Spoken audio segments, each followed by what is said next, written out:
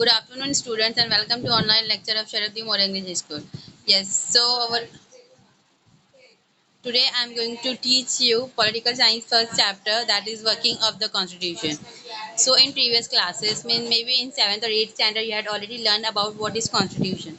So in short, I am giving the definition what is constitution. Okay. So constitution is a book. Constitution क्या एक book है in which all the provision regarding the administration, उसमें क्या है सारे provisions written है already in our constitution. Our constitution is in a written form. हमारा constitution क्या है written form, because it is a book in which all the provision regarding the administration of a country are mentioned together. Okay. Constitution क्या है, एक book है जिसके अंदर सारे जो प्रोविजंस है हमारे एडमिनिस्ट्रेशन के, है ना, तो वो सब उसमें लिखे हुए हैं, तो इसे क्या बोलते हैं हम लोग, एक कॉन्स्टिट्यूशन बोलते हैं। तो यहाँ पे in this chapter we are going to learn about working of the constitution, means जो वर्क जो है कॉन्स्टिट्यूशन में जो वर्क दिया हुआ है, राइट, तो what type of work are there. So हम लोग कॉन्स्टिट्यूशन का क्या वर्क है, राइट, वो इस चैप्टर में लर्न स्टडी करेंगे।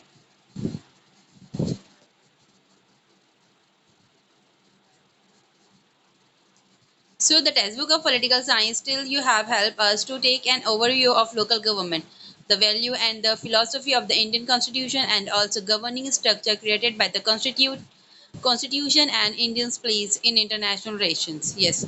So in previous classes, right? So in previous classes you already learned about local government, the values and philosophy of the Indian constitution, right? और the governing structure created by the constitution, ये सारी जो points हम लोगों ने already previous classes में study कर चुके हैं. So the Indian constitution has declared its objective to establish a secular democratic republic. Also, it has made extremely important provision to ensure that the citizen get justice and their freedom is protected. Yes, और हमने क्या study in previous classes that we had already studied the Indian Constitution has declared its objective. Indian जो constitution है हमारा, तो उसमें क्या declare किया गया है, objectives declare किए गए हैं to establish a secular, democratic or republic nation, right? And beside that, there is also one more important thing, that the important provision that to ensure that the citizen of our country has get equal justice, उसे बराबरी का justice मिले, उसको इंसाफ मिले, right, and protect their freedom, उसका जो freedom है उसको protect करके रख सके. So the Indian Constitution is seen as the means through which a progressive developed society based on social justice and equality will be established. Yes, so the Indian Constitution is seen as mean of through which is progressive development. अब जिस तरीके से हम Indian constitution को देख रहे हैं ना, तो उससे क्या हो रहा है, जो हमारा नेशन है, जो हमारा country, it is going a progressive develop society हो रही है वो, हम. So it is already it is based on social justice and equality, है ना, इसके थ्रू, मतलब इसकी बेस पे क्या चीज़ें हमारी कंट्री में एस्टैब्लिश हुई है, social justice and equality. The Constitution came into force on 26 January 1950, and since then the government has been working in accordance with the principle of the Constitution. Yes. So our Constitution has come into force. मतलब जो Constitution है, that is obviously Constitution को लिखना, मतलब जो उसको writing करना जो स्टार्ट किए गए करे थे, तो वो हमारे फ्रीडम के पहले स्टार्ट कर दिए थे, right. But it had completed, वो कंप्लीट कब हुआ था, इंडिपेंडेंस के बाद में कंप्लीट हुआ था. उसको मैंने बनाने के लिए, जो हमारा कॉन्स्टिट्यूशन बनाने के लिए एक असेंबली फॉर्म हुई थी. In that assembly there were 299 means 299 members are there, और वो असेंबली के जो हेड थे, प्रेसिडेंट थे डॉक्टर राजेंद्र प्रसाद, उसके प्रेसिडेंट थे वो असेंबली के. सो ऑन 26 नवंबर हम लोग क्या ऑब्जर्व करते, कॉन्स्टिट्यूशन डे ऑब्जर्व करते. ओके, 26 नवंबर. लेकिन ये हम लोग के अंडर में, मतलब हम लोग इसको यूज़ करना कब से स्टार्ट किया, 26 जनवरी 1950, और because of it we are celebrating 26 January as our republic day. इसी वजह से हम लोग 26 जनवरी को क्या सेलिब्रेट करते हैं, अवर रिपब्लिक डे. सो अब इसके पहले जब हमारा कॉन्स्टिट्यूशन नहीं था, सो उसके पहले since then the government has to be working in accordance, मतलब जो जो प्रिंसिपल्स में ऐड किए गए थे लिटिल बिट, तो वो सारे प्रिंसिपल के थ्रू हमारा जो सिस्टम है गवर्नमेंट वो चल रहा था हमारी कंट्री का.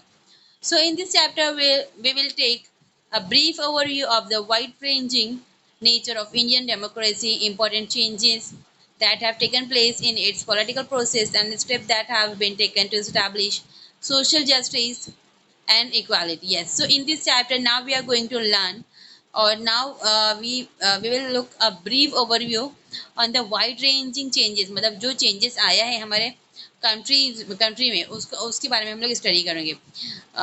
Nature of Indian democracy, important changes that had took place in our country, political process, right, ये सारी चीज़ों के बारे में हम स्टडी करेंगे in this chapter. So this review will primarily focus on 3 areas. अब ये जो व्यूज है, रिव्यू है, ये 3 मतलब एरियाज में फोकस किए गए। One is democracy, second one is social justice, and the last one is judiciary system. Okay, so let's see democracy. So in democracy, political maturity. Democracy does not merely imply a representative structure. Yes, अब democracy does not merely imply a representative structure. अब democracy में directly मतलब imply नहीं कर सकते जो representative है, right? So the essence of the representative system is to integrate the principle of democracy in actual practice. अब देखो इसमें क्या होता है, जो representative system है होता है हमारी कंट्री का जो representative system है, so is the integrate the principle of democracy. वो क्या है? It is the principle of democracy. So once this is done, अगर एक बार ये चीज़ें सारी हो गई, then democracy became an integral part. अब ये सब होने के बाद जो हमारा जो डेमोक्रेसी है वो क्या हो जाता है, इंटीग्रल पार्ट बन जाता है पॉलिटिकल लाइफ की, सोसाइटी में। Accordingly, the Indian people have direct representation in the parliament, state legislature and the local government. Yes, अब इसकी वजह से क्या होता है, जो इंडियन पीपल है like us, so have directly representation in the parliament. वो कैसे डायरेक्टली रिप्रेजेंट होते हैं पार्लियामेंट में, स्टेट लेजिस्लेचर में और लोकल गवर्नमेंट में। पहले जो हम लोग रिप्रेजेंटेटिव लाते हैं, राइट, जैसे भी फॉर एग्जांपल हम लोग अभी पर्टिकुलर हमारे एरिया में इलेक्शन हो रहा है, तो हम लोग वो एरिया का 4 और 5 कैंडिडेट खड़े होते हैं ना, फिर हम लोग उसको उन लोग उनमें से जो हम लोग को बेस्ट कैंडिडेट लगता है, जो बेस्ट रिप्रेजेंटेटिव लगता है, हम उसको वोट देकर, राइट, वोट देकर उसको हमारी एरिया का रिप्रेजेंटेटिव बनाते हैं, राइट। तो यहाँ पे क्या दिया हुआ है, accordingly the Indian people have direct representation. तो जो इंडिया हमारी जो कंट्री के peoples have direct representation in the parliament में, तो वो डायरेक्टली रिप्रेजेंट हो रहे हैं कहाँ पर, पार्लियामेंट में, स्टेट लेजिस्लेचर में एंड लोकल गवर्नमेंट में। Holding free and fair election at regular interval in an important indicator of Indian successful democracy. Yes, अब देखो ऑब्वियसली वहाँ का मेंबर बना पार्लियामेंट का, स्टेट लेजिस्लेचर का और लोकल गवर्नमेंट का, तो इसके लिए ज़रूरी नहीं है क्या, मतलब जो रिप्रेजेंटेटिव बन रहा है ना, तो वो कोई अच्छी रिच फैमिली से बिलोंग होना चाहिए या फिर कोई उसके अच्छे कॉन्टेक्ट होना चाहिए, ये सारी चीज़ें मैटर नहीं रखती। This thing is not important for it. खाली मतलब वो जो इलेक्शन होल्ड हो रहा है वहाँ पर वो एरिया में, या फिर जो भी मतलब जैसे स्टेप बाय स्टेप उसकी प्रोसेस है, तो वो सारे मतलब चीज़ों को अच्छे से फॉलो अप करना है। मतलब जो holding free and fair election हो रहा है रेगुलर इंटरवल्स पर, उसको इंपॉर्टेंस देना है, उसको उसमें अगर सक्सेस मिल गया तो क्या है, मतलब वो कहाँ पे डायरेक्टली जा सकते हैं, पार्लियामेंट में, स्टेट लेजिस्लेचर में और लोकल गवर्नमेंट में। So the increasing participation of the people in the political process and political competition shows that Indian democracy has become successful to a great extent. Yes. अब ये सारी चीज़ों की वजह से हम लोग को क्या पता चल रहा है, देखो जो द इंक्रीजिंग पार्टिसिपेशन, ऑब्वियसली जो पार्टिसिपेशन है पीपल्स का, है ना, ऐसे अभी देखो जब भी इलेक्शन होते तो कितने सारे लोग पार्टिसिपेट करते हैं, मतलब एज ए रिप्रेजेंटेटिव, है ना, मतलब जो रिप्रेजेंटेटिव की सीट पर कितने सारे लोग खड़े होते हैं। कोई शिवसेना की पार्टी से होता है, कोई बीजेपी की पार्टी से होता है, कोई भाजपा की पार्टी से होता है, कोई कांग्रेस की पार्टी से होता है। तो ऐसी बहुत डिफरेंट डिफरेंट पार्टीज के रिप्रेजेंटेटिव खड़े होते हैं। अब उन पार्टीज, वो जो रिप्रेजेंटेटिव खड़े हुए हैं, तो उनमें से we have to select only, मतलब हमारी जो चॉइस है, मतलब हम लोगों को जो अच्छे लग रहे हैं, है ना, जिनका वर्क या फिर जिससे आपको सेटिस्फेक्शन मिल रहा है, तो ऐसे ही पर्सनस को हम लोग मतलब सेलेक्ट करते हैं एज ए वोटर, है ना। हम लोग क्या होते हैं, मतलब आफ्टर 18, नॉट नाउ, वोटिंग करके हम लोग को इलेक्ट करते हैं ना। अब ये सारी चीज़ों की वजह से क्या हो रहा है, देखो मतलब जो ह्यूमन बींग्स है उनका पार्टिसिपेशन बहुत ज़्यादा बढ़ रहा है ना। So the political process and political competition shows that the, अब इसकी वजह से क्या पता चल रहा है, एक पॉलिटिकल प्रोसेस और पॉलिटिकल कंपटीशन वो ज़्यादा ही बढ़ गया, इंक्रीज हो गया, and that Indian democracy has become successful. इसकी वजह से जो हमारी कंट्री की डेमोक्रेसी वो क्या है, एकदम सक्सेसफुल है। Now right to vote, obviously all we know right to vote वो कब हम लोग को मिलती है, when we are getting this right.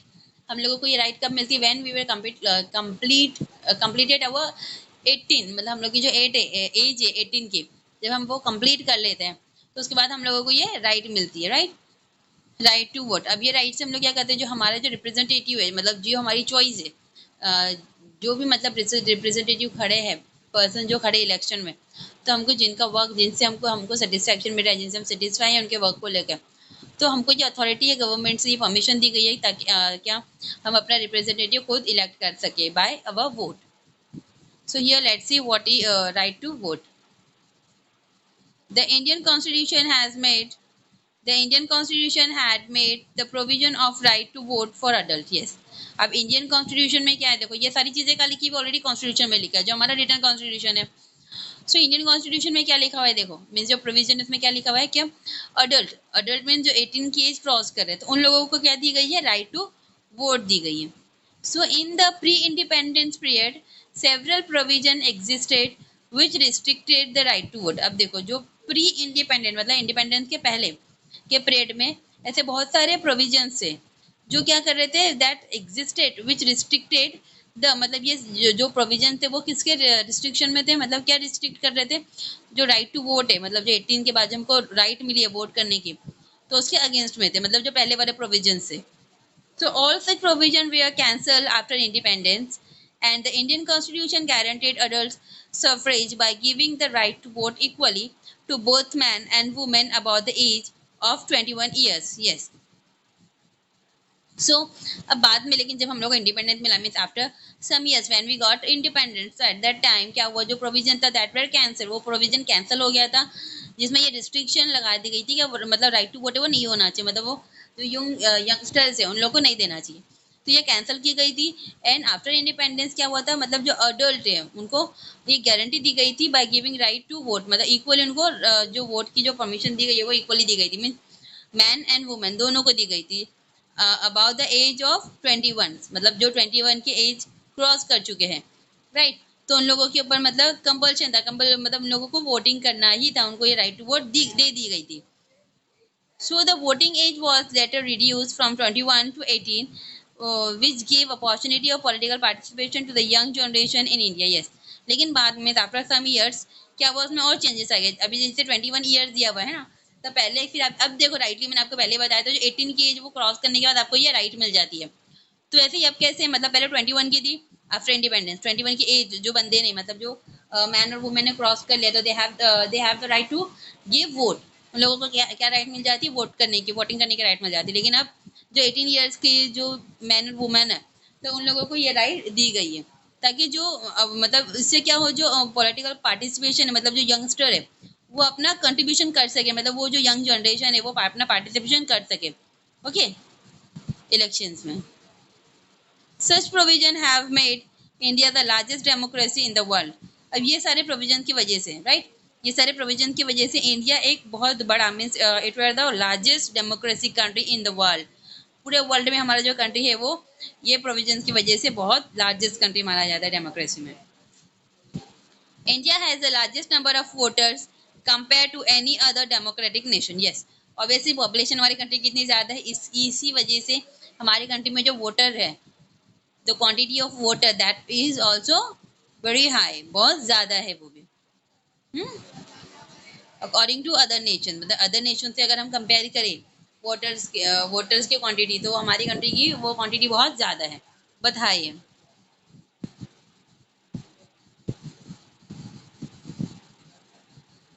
This change is not only quantitative but also qualitative, as new political parties are emerge with the active support of young voters. अब देखो, अब ये जो है, ये जो सिस्टम है, दिस चेंज, अब ये जो चेंज आई है हमारे सिस्टम में, तो वो क्वालिटेटिव क्वांटिटेटिव नहीं है, मतलब क्वांटिटी के बेस पे नहीं है, वो किसके बेस पे है, क्वालिटी के बेस पे. ऑब्वियसली अगर कोई बंदा कोई फील्ड में जा रहा है तो उसकी हम क्या देखेंगे, क्वालिटी देखेंगे, उसकी क्वांटिटी नहीं देखेंगे ना, तो क्वालिटी के बेस पर है. And are emerge with the active support, और इसमें ज़्यादा से ज़्यादा किस कौन से जनरेशन का सपोर्ट आता है, जो यंग वोटर्स उन लोगों का सपोर्ट रहता है. So these parties represent various expectation of people and compete in the political sphere. Yes, obviously अब जैसी जैसी obviously जनरेशन बड़ी हो रही, मतलब सॉरी पॉपुलेशन इंक्रीज हो रही है, तो वैसे जो न्यू पार्टीज है वो भी हमारे पार्लियामेंट में आ रही है ना, तो वैसे ही जो यंगस्टर है वो भी अपना कंट्रीब्यूशन दे रहे हैं, वो भी एक एज अ रिप्रेजेंटेटिव खड़े होते हैं ना अपनी सीट के लिए. अब वो जब न्यू मतलब न्यू बॉय और न्यू मैन आ रहे हैं, एज अ रिप्रेजेंटेटिव, हम लोग उनको इलेक्ट कर रहे हैं, तो वो उनका जो ऑब्वियसली जो हम जैसे जो पीपल्स होते हैं, जो नॉर्मल सिटीजन है हमारे कंट्री के, तो उन लोगों को बहुत ज़्यादा एक्सपेक्टेशन होती है वो पीपल से, and they compete in the political sphere. Now, decentralization of democracy. Okay. Yes. Decentralization of democracy. So let's see what is in decentralization of democracy. Decentralization of power is central to democratic government. अब देखो ये जो decentralisation है, decentralisation of power, so is a centre to democratic government. ये क्या है? एक centre है डेमोक्रेटिक गवर्नमेंट में, ये एक सेंटर है. So decentralization control the misuse of power and also create opportunity for. Yes, अब देखो जो decentralization है वो क्या कंट्रोल कर रहा है? It's control the misuse. Obviously ऐसे बहुत सारे बंदे, ऐसे बहुत सारे पॉलिटिकल लीडर्स है जो पॉलिटिकल पार्टी में आने के बाद उनको जो पावर दी गई है तो उसका मिसयूज करते हैं. तो डिसेंट्रलाइजेशन से क्या होता है? उनको जो मिसयूज, उनको जो पावर को वो मिसयूज करते हैं तो उसको कंट्रोल कर पाते हैं. Okay. And create opportunities for the participation for the common people. और उससे क्या होता है, और क्या हो रहा है? देखो जो न्यू जो यंगस्टर्स होते हैं जो पार्टिसिपेट करना चाहते हैं पॉलिटिकल पार्टी में, तो उनको एक अपॉर्चुनिटी दी जाती है. They are creating opportunities for the common people.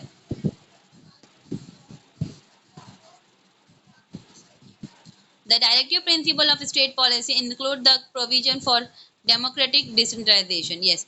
Now directive principle of state policy. अब जो directive principle of state policy है तो वो क्या include कर रहे हैं? They are including the provision for democratic decentralization. वो ये सारी चीज़ों को include कर रहे हैं.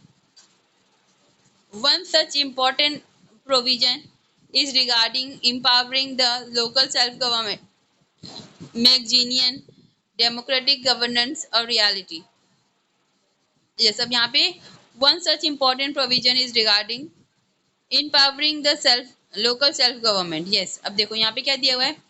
One such important provision, ऐसा एक मतलब एक important provision है regarding empowering the local self government and make genuine democratic governance reality. So after independence, several attempts were made toward democratic decentralization. देखो मतलब इंडिपेंडेंस के बाद से बहुत सारी चीज़ें हुई है. सेवरल अटेम्प्ट्स हुए that were made toward democratic. वो किस वजह से बने? टूवर्ड्स डेमोक्रेटिक डिसेंट्रलाइजेशन के लिए बने. So one such important attempt in the 73rd and 74th amendment of Indian Constitution, and that type of such important decentralization that we can see in the amendment of 23rd and 74th amendment. मतलब वो जो चीज़ें हैं हम उसको कौन से amendment में देख सकते हैं? 73rd और 74 के अमेंडमेंट में, जो हमारा कॉन्स्टिट्यूशन का अमेंडमेंट है उसमें देख सकते हैं. मतलब बहुत ज़्यादा इंपॉर्टेंट रही है. So which gave a constitutional status to local self government. अब इससे क्या मिल रहा है? It's which gave a constitutional status. एक कॉन्स्टिट्यूशनल स्टेटस मिल रहा है जो सेल्फ गवर्निंग इंस्टीट्यूशन है उनको.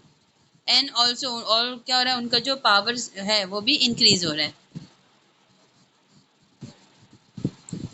Now, can you tell the reason for the following changes? So you have to read this and tell me the reason behind this. The first is some seats are kept reserved for women to increase their participation in political processes. अब जैसे कुछ जो seats होती है parliament में वो क्या होती है? रिजर्व होती है. किसके लिए? एक तो वुमेन के लिए रिजर्व होती है. सेकंड थिंग जो लोअर कास्ट के जो पीपल होते हैं SC OC ना, उन लोगों के लिए रिजर्व की जाती है. क्यों? ताकि वो लोगों का भी इक्वल पार्टिसिपेशन हो वहाँ पर. राइट. लोकसभा में और राज्यसभा में उन लोगों का भी पार्टिसिपेशन हो. ऑब्वियसली अगर एक ही मतलब एक नॉर्मल बंदे को ही अगर हम लोग एज ए रिप्रेजेंटेटिव इलेक्ट कर रहे हैं तो ऑब्वियसली वही चल रहा है, वही चल रहा है, वही चल रहा है. अभी यहाँ पे क्या बात की? सम सीट आर कीप, मतलब ऐसी बहुत सारी सीट्स होती है लोकसभा राज्यसभा में जो सिर्फ वुमेन के लिए ही रिजर्व होती है. क्यों? क्योंकि वो ऑब्वियसली खाली मैन ही अगर लोकसभा राज्यसभा में रहे तो it is good, but opportunity women को भी मिलना चाहिए वहाँ पर, है ना. तो उनको अपॉर्चुनिटी देने के लिए कुछ सीट जो है वो वहाँ पे रिजर्व की जाती है ताकि उनका भी उसमें पार्टिसिपेशन हो पॉलिटिकल प्रोसेस में. Okay. Some seats are kept reserve for weaker section. देखो ये भी मैंने आपको बताया, कुछ जो सीट्स होती है वो वीकर सेक्शंस के लिए क्या होती है? रिजर्व होती है ताकि उनका भी उसमें पार्टिसिपेशन हो. The state election commission has been established. And state election commission has been establish हुए। क्यों स्टैब्लिश की गई थी state election commission? Firstly, do you know what is the work of state election commission? जो election होते हैं हमारी country में, हमारे स्टेट में, तो वो अवे ही नहीं हो जाते, मतलब उसके पीछे कैसी होती है, लंबी प्रोसेस होती है। तो जो फर्स्टली ये सारे मैटर को, मतलब जो भी चीज इलेक्शन हो रहा है, इलेक्शन कैसे ऑकर करना है, कहाँ पे लेना है, उसको मतलब पूरा जो सेटअप होता है, तो वो कौन सेट करता है? They were set up, that thing were set up by the state election commission. उसको स्टेट इलेक्शन कमीशन ये सेटअप करती है, इसी वजह से इसको बनाया गया है। ऑब्वियसली अभी अगर हम लोग बोल देंगे कि हाँ यहाँ पे इलेक्शन लेना है, तो डायरेक्टली हम लोग इलेक्शन नहीं ले सकते। उसके लिए क्या होता है, मतलब स्टेप बाय स्टेप उसको फॉलो करना पड़ता है, इंस्ट्रक्शन, उसके बाद ही हम उसको अच्छे से इलेक्शन ले सकते हैं ना, पर्टिकुलर एरिया में और हमारे स्टेट में और कंट्री में। So because of that thing our country had made state election commission. हर एक स्टेट की क्या बनी, स्टेट इलेक्शन कमीशन फॉर्म की गई है। Now right to information, that is RTI, okay, 2005.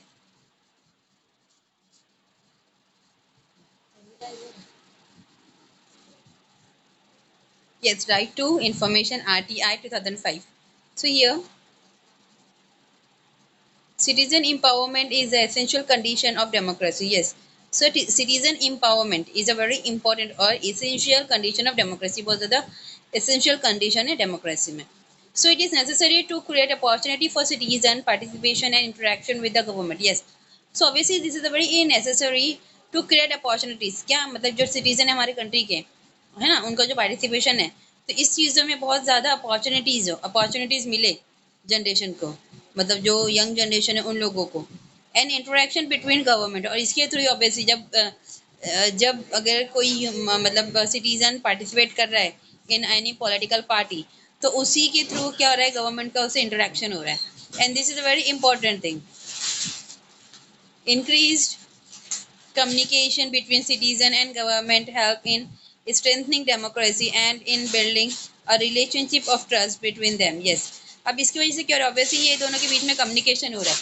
अब ये कम्युनिकेशन की वजह से क्या हो रहा है, सिटीजन एंड गवर्नमेंट के बिटवीन में, it help in strengthening, obviously इसकी वजह से हमारा जो डेमोक्रेसी है वो उसकी स्ट्रेंथ बढ़ी है ना। And it build a relationship of trust, उसके बीच में मतलब एक रिलेशनशिप बाउंड हो रहा है, एक रिलेशनशिप फाउंड हो रहा है ऑफ किसका, ट्रस्ट का। Citizens have a right to know about the functioning of the government. Obviously, citizens have right. This is the right of citizen to know about the functioning of the constitution of the government. The government of India gave the right to information to the citizen of India to ensure transparency and accountability, which are the hallmark of good governance. अब देखो हमारे country में, in our country the citizen have right to information, means हमारे country में क्या right दी गई है, ये भी right to information to all the citizen of our country. इससे क्या इंश्योर हो रहा है, ensure the transparency and accountability, right. Obviously ये सारी चीजें होंगी, तो उसके बाद क्या होगा, विच आर द हॉलमार्क, ये सारी चीजें क्या है, हॉलमार्क है ऑफ गुड गवर्नेंस, मतलब एक अच्छा मार्क है ये अच्छे गवर्नमेंट का। ऑब्वियसली ये जो हम लोग को राइट दी गई है, इसकी वजह से हम हमारी इन्फॉर्मेशन बता सकते हैं दूसरों को, है ना। तो इसके लिए क्या है, एक तरीके का हॉलमार्क है, एक अच्छे गवर्नमेंट की निशानी है, in short we can say. So right to information has made the government more transparent and has reduced the element of secrecy in the working of government. Yes. So here right to information has made the government more transparent. अब ये जो right है इसकी वजह से क्या हुआ है, जो गवर्नमेंट है वो और ज़्यादा ट्रांसपेरेंट हुआ है, right. And has reduce the element of secrecy, इसको वजह से क्या हुआ है, जो एलिमेंट है वो रिड्यूस हुआ है, सिक्रेसी का जो एलिमेंट है, जो वर्किंग ऑफ गवर्नमेंट है वो भी रिड्यूस हुई है, बढ़ गई है। So after the year 2000, the whole approach toward democratic reform has changed. So after the after 2000, the approach toward democratic, जो approach थे democratic reform के, वो क्या हो गए थे, पूरी तरीके से change हो गए थे। So democratic reform are considered as right of citizen, और वो क्या किस चीज में change हो गई है, right to citizen में change हो गई है, considered as rights of citizen. So accordingly, citizens in India have got right to information, education and food security. अब यही according to citizen in India, मतलब सिटीजन को क्या दी गई है, राइट दी गई है, राइट टू इंफॉर्मेशन, एजुकेशन की भी राइट है, RTE, right. So right to education, जैसे हम लोग को प्राइमरी तक जो एजुकेशन है वो गवर्नमेंट ने फ्री प्रोवाइड की है। And food and security, so this right have strengthen democracy in India. अब ये सारी राइट्स की वजह से जो हमारी जो डेमोक्रेसी है वो क्या हो रही है, स्ट्रांग हो रही है, हमारी कंट्री की डेमोक्रेसी स्ट्रेंथ हो रही है।